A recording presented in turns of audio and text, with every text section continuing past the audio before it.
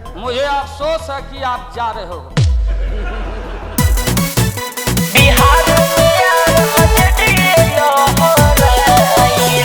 Krishna recording studio Delhi.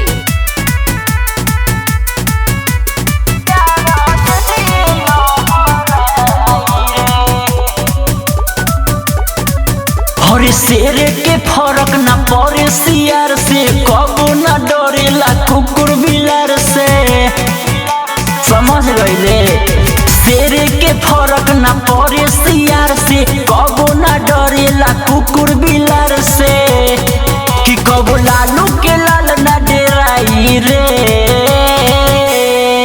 आबे दे लकसन तबे सबके बताई रे। आबे दे लकसन तबे सबके बताई रे। बिहार में लालटनिए जगमगाई रे। आबे दे लकसन तबे सबके बताई रे। बिहार में राजनीय झंडा लहराई रे।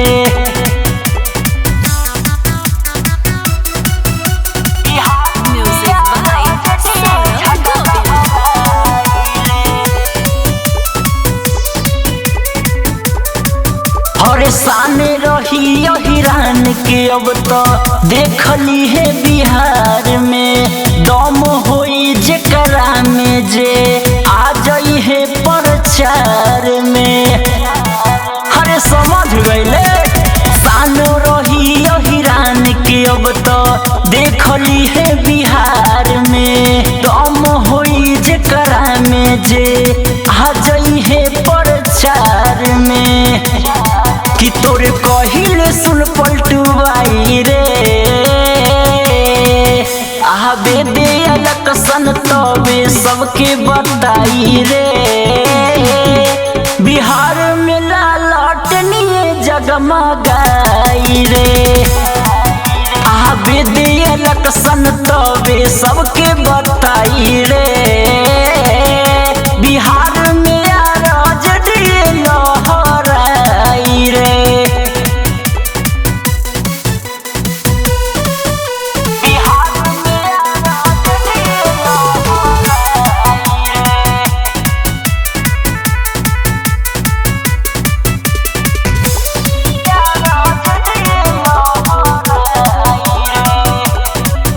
अरे जान गईल सब बतिया तोहर हौवे तू गद्दार रे। जेकरे संगे खइबे ओकरे करेले पीछे से बार रे। जाए पलटू जा। जान गईल सब बतिया तोहर हौवे तू गद्दार रे। जेकरे संगे खइबे ओकरे करेले पीछे से बार रे। कि अब न चली तोहर चतुराई रे। आबे दे लकसन तबे सबके बताई रे। बिहार में लालटनिए जगमगाई रे। आबे दे लकसन तबे सबके बताई रे। बिहार में राजनीय सगरो छाई रे। Krishna recording studio